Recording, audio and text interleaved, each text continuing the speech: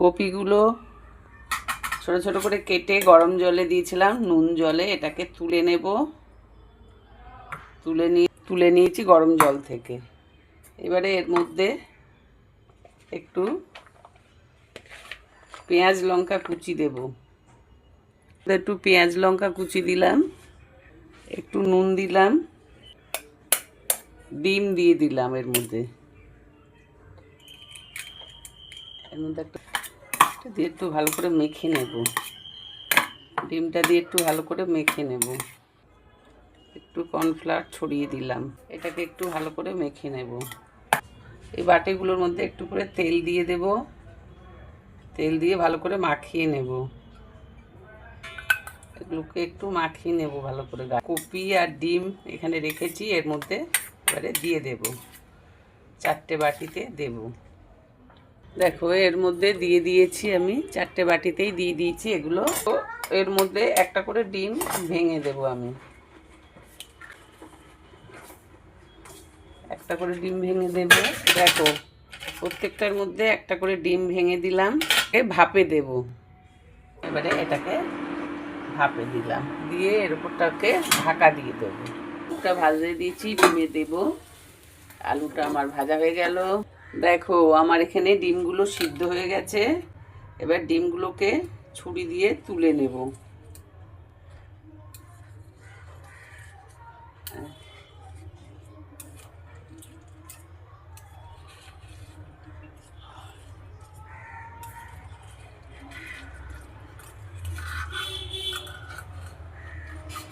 এই যে ডিমটাকে তুলে নিলাম। এবারে ভাজতে দেব। তুলে নেব। এই দিকে নিচ্ছি তেলের মধ্যে। দেখো ভাজা হয়ে গেছে। এর দিয়ে দেবো একটু সাদা জিরে, গোটা জিরে দিলাম, লঙ্কা দিলাম, একটু পেঁয়াজ রসুন বাটা আমি দিয়ে দিলাম,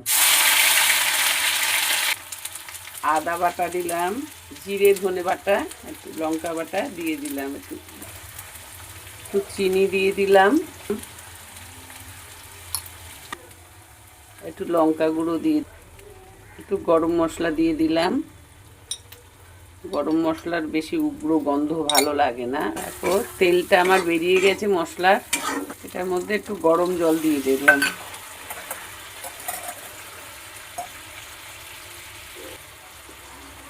গরম জল দিয়ে দিলাম। সেজওয়ান সস দিয়ে দিলাম এর মধ্যে, যাতে সুন্দর সেন্ট আসে এবং রংটাও সুন্দর হয়। দেখো ফুলকপি এখন কেউ খুব একটা খেতে চাইছে না। কী করে রান্না করব? একটু এইভাবে রান্না করলে তবু খাবে। ফুলকপিটা এখন সাধারণত কেউ খেতে চাইছে না, আর বিশেষ করে তো ডিম দিয়ে এইভাবে ঝোল করে তো কেউই খায় না। তাই এইভাবে করছি আমি। এটা ফুটলে ওইগুলো দিয়ে দেব।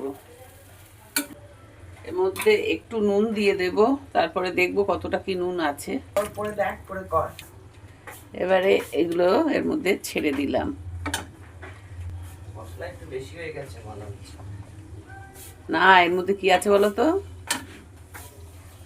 তলায় যে ডিমের এগুলো, আলুগুলো দিয়ে দিলাম, আর দুটো ডিমের অমলেট করেছিলাম সে দুটো দিয়ে দিলাম। কেন নাতি দাদু কি খাবে জানি না, শাশুড়ি মাও কি খাবে জানি না, ওই জন্য ওদের জন্য দুটো ডিমের অমলেট করে দিলাম। দেখো আমার ডিমটা হয়ে গেছে। এবারে এইটা দিয়ে গরম গরম ভাত খেয়ে নাও। তোমাদের কেমন লাগলো আমার এই ডিম রান্নাটা আমাকে একটু লাইক কমেন্ট শেয়ারের মাধ্যমে জানিও। আর যারা ইউটিউব থেকে দেখছো তারা আমাকে একটু সাবস্ক্রাইব করে বুঝিয়ে দিও তোমাদের কেমন লাগলো। এখন রাখি, টাটা, আবার অন্য কিছু নিয়ে আসছি।